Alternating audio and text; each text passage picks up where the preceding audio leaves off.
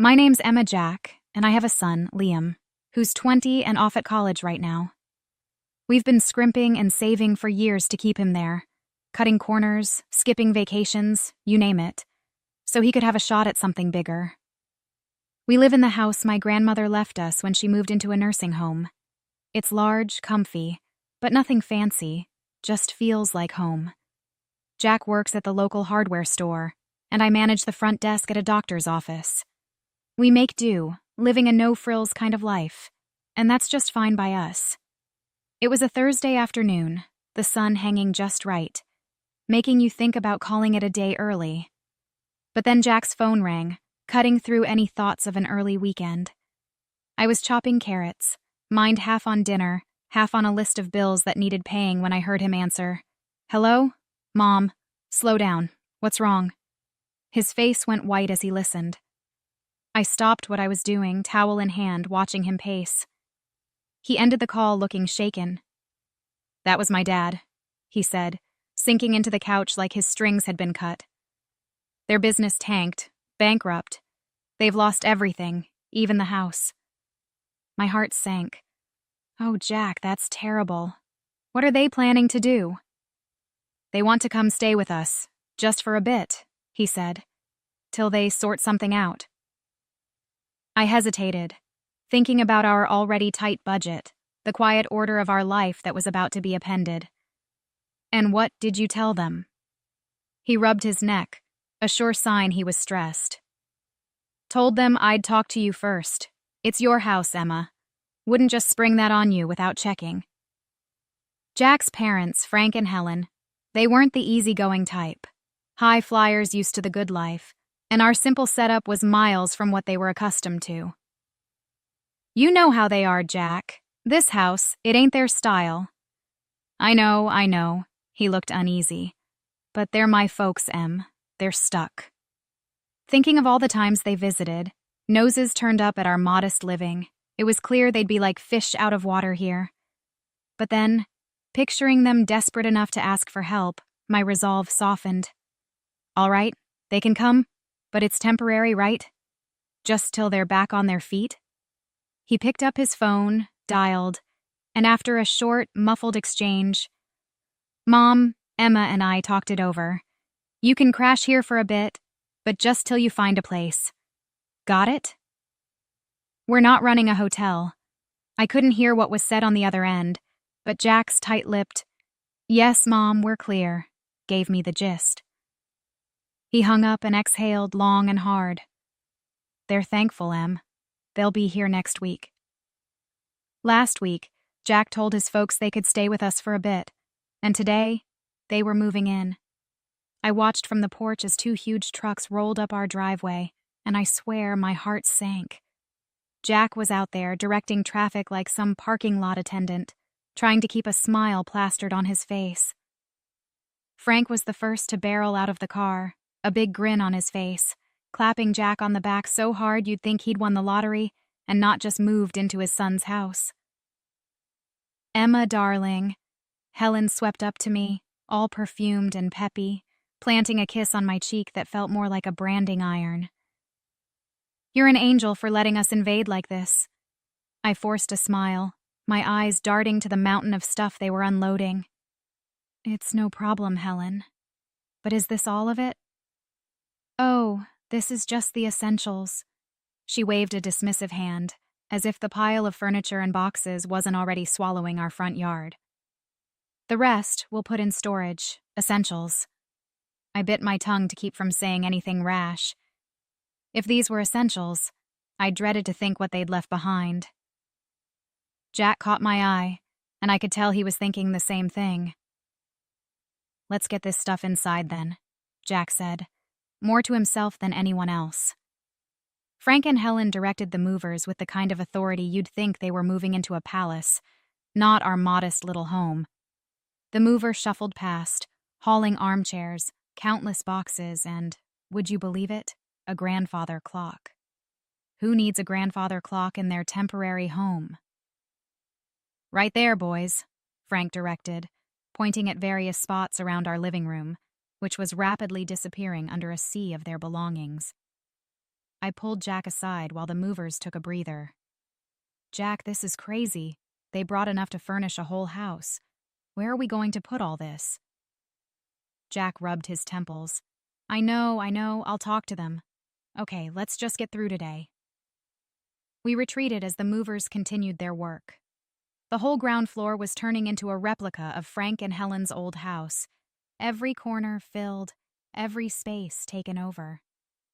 By the time the movers were done, our once cozy living room looked more like a storage unit. Dinner that night was a chaotic affair.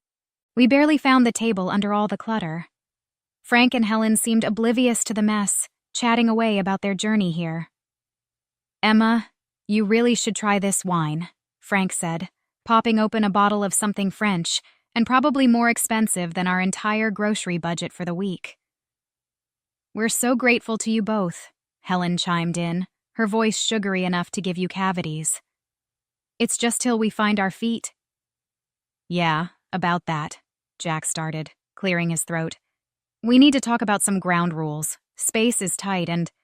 Oh, don't worry about it, son. Frank waved him off. We'll manage just fine, won't we, dear? He smiled at Helen, who nodded enthusiastically. I looked around at our invaded space, the piles of boxes, the fancy ornaments crowding out our simple decorations. Manage just fine, I repeated to myself. I wasn't so sure about that. Living with Frank and Helen had been an adjustment, to put it mildly. A few days have passed since they moved in, and just when I thought we'd settled into some kind of routine, the kitchen became the new battleground. It was a Tuesday evening, and I was fixing dinner like usual. Something simple and hearty. Spaghetti with a homemade tomato sauce. I was stirring the pot when Helen walked into the kitchen, her nose wrinkling as if she just walked into a barn. What's that smell? She asked, her tone dripping with disdain. It's dinner, I replied, keeping my voice as steady as I could manage. Spaghetti night. Spaghetti? She scoffed, peering over my shoulder. Where's the meat, the fresh herbs? This is what you feed us, Jack? Hearing the commotion, Jack wandered in, drying his hands on a dish towel. What's the problem? His mom turned to him with a look that could curdle milk. The problem, Jack, is that we're expected to eat this. She gestured at the bubbling pot. This... slop. I took a deep breath, trying not to let her get to me. It's what we usually eat. We can't afford steaks and fancy meals every night. Jack stepped between us, his face set in hard lines. Mom, this is Emma's house, and this is what we eat. If you want something else, you're welcome to cook for yourselves. Oh, we will, Helen retorted, her eyes narrowing.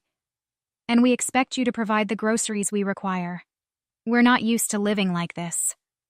I'd had enough. Look, I'm sorry you're used to different, but this is what we can manage. Our budget doesn't stretch to luxuries. Frank, who'd been silent up till then, chimed in, his voice booming. Then perhaps you need to reevaluate your budget, young lady. We're not animals to feed on scraps. Jack's jaw clenched. Dad, that's enough. We're doing the best we can. The room was thick with tension, everyone's shoulders up around their ears. Finally, Helen huffed. Fine. Tomorrow we'll give you a list of what we eat. You can make sure it's here. The next day, true to her word, Helen handed me a list.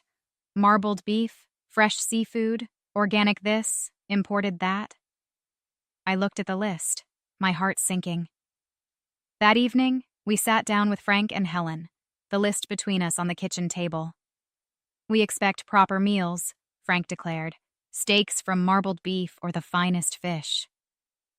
We can't swing that, Jack said, his voice firm but weary. That's just not in our budget. Their response was swift and harsh. Lazy, both of you, Helen snapped. Can't even provide a decent meal. In the end, feeling cornered, I caved to their demands. I started buying only the highest quality products for them, while Jack and I got by on fast food just to save costs. A month later, I sat down to crunch the numbers, and my heart nearly stopped. Our food expenses had doubled, and to top it off, Helen's daily luxurious baths had sent our water bill through the roof. Dinner had become a battlefield, but tonight was different. Frank and Helen were digging into some lavish dishes they'd insisted on buying, marbled steaks and imported fish. Meanwhile, Jack and I sat across from them, our plates filled with the simple pasta we could afford. The disparity wasn't just on our plates, it was drawing a deeper line between us every day. As they savored another bite of their expensive meals, I couldn't hold back any longer. "This has got to stop," I said, the words heavy in the air. Helen looked up, her fork halfway to her mouth. "What are you talking about now?" "We can't keep living like this, eating separately, different meals. It's ridiculous. From now on, everyone in this house eats the same, and we're sticking to what we can afford." Frank laughed, a harsh sound that grated on my nerves. "You expect us to eat that slop?" "It's not slop, it's dinner. It's what we eat," I shot back, my patience fraying. The laughter vanished from Frank's face, replaced by a scowl. Helen chimed in, her tone sharp and accusing. "How can you be so greedy and lazy? Cooking decent food isn't that hard." They both turned to Jack, their expressions full of expectation. "You're going to let her talk to us like this in your own house?" That was the last straw. Jack's hand slammed down on the table, making the plates jump. "First off, this is Emma's house, and you will treat her with respect." The impact of his words hit hard.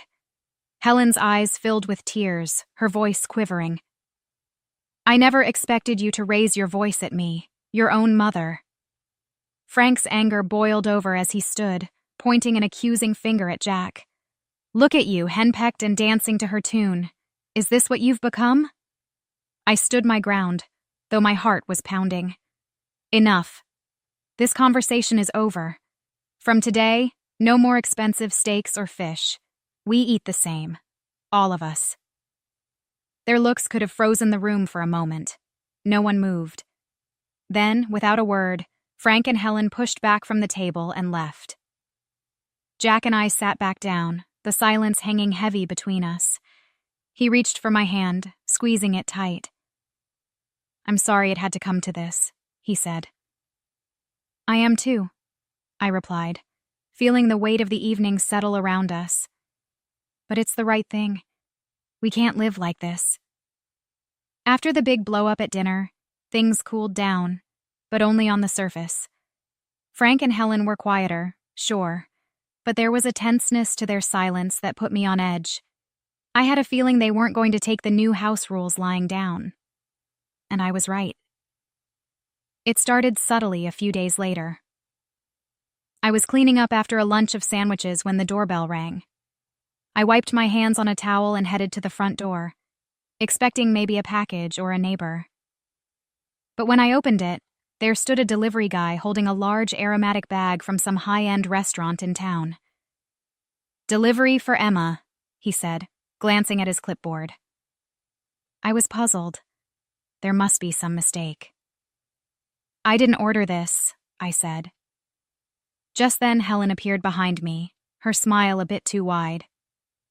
"Oh, I took the liberty of ordering for us. I thought we deserved a nice meal after all the recent discomfort," she said.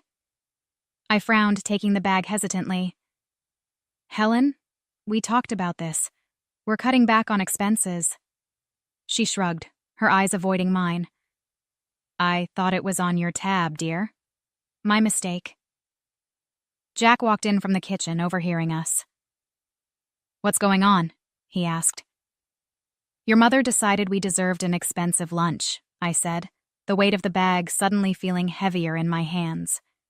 Jack's expression hardened. "Mom, we agreed no more of this." Frank stepped into the hallway, his voice booming.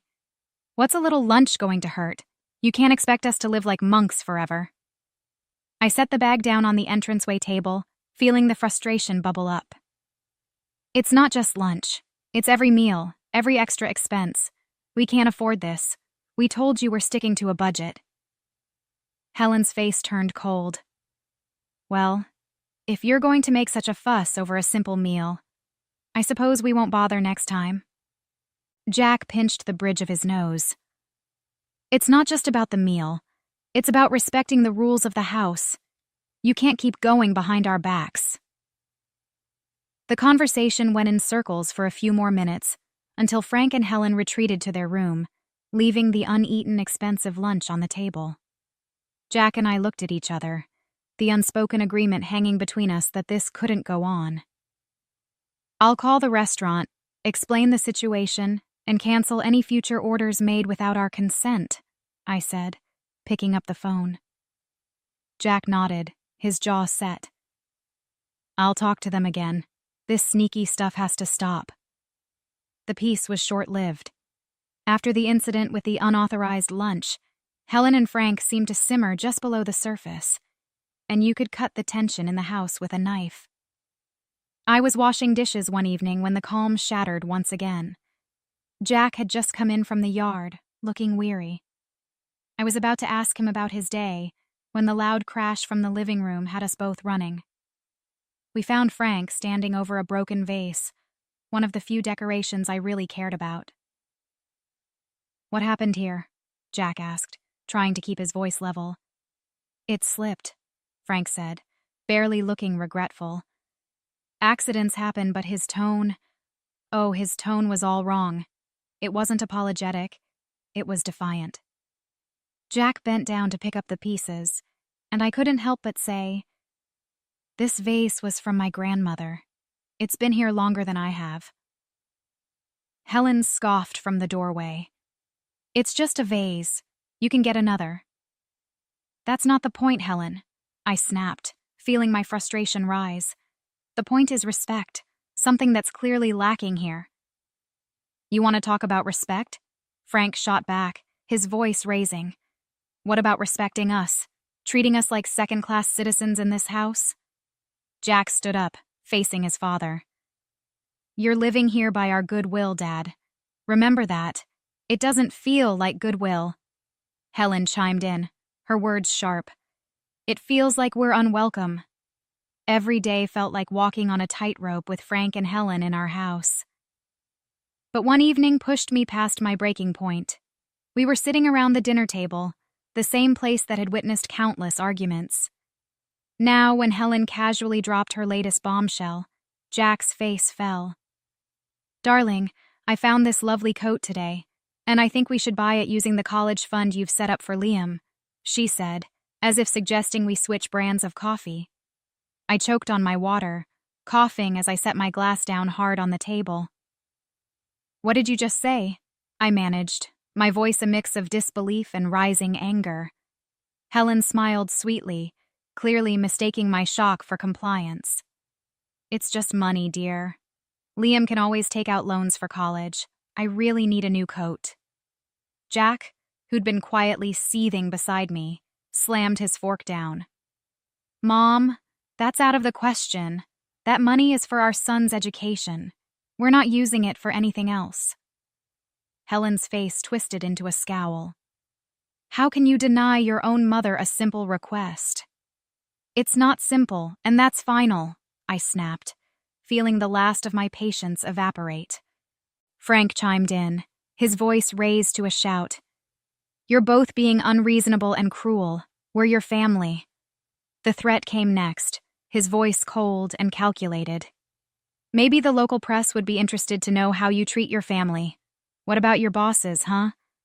Would they like to know?"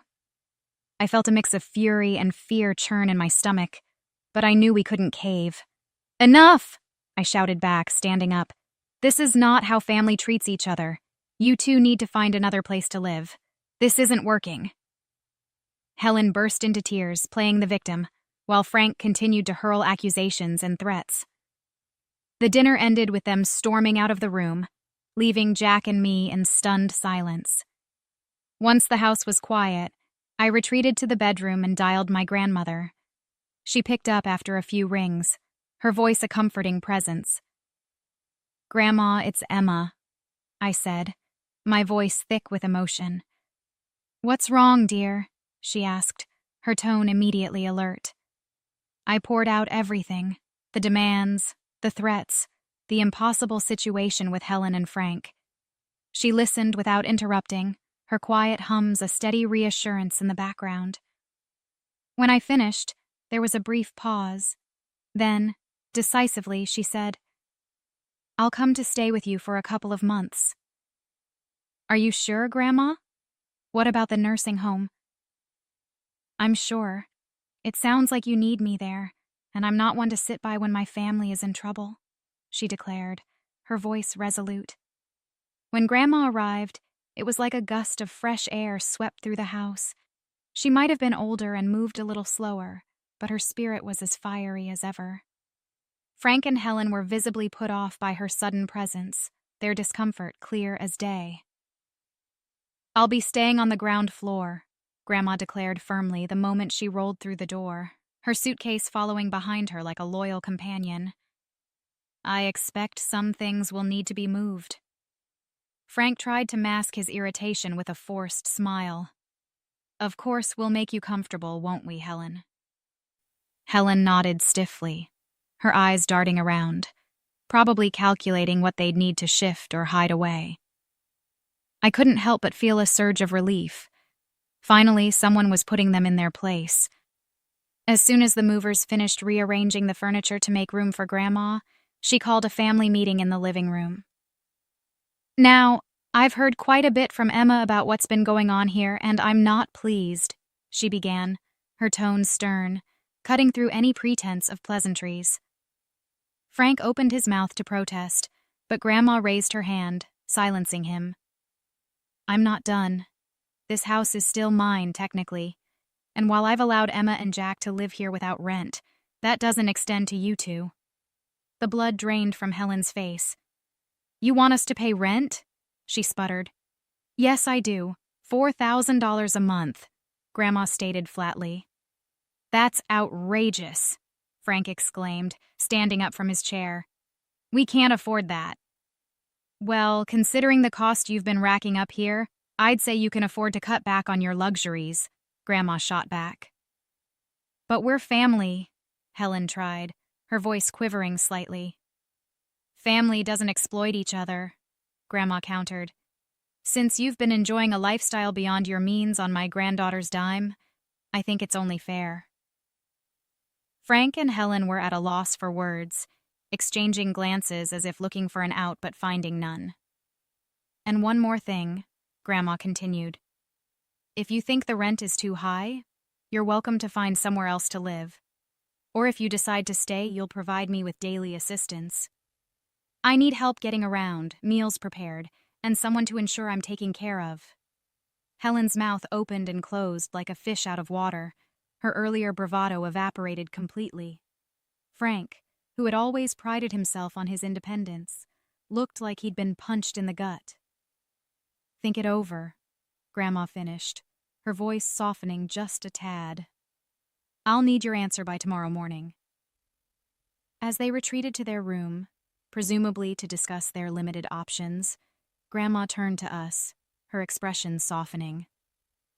"Don't you worry, kids. We'll sort this mess out."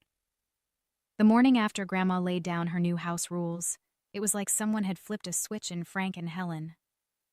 I walked into the kitchen to find them packing their things, a pile of boxes already forming at the door.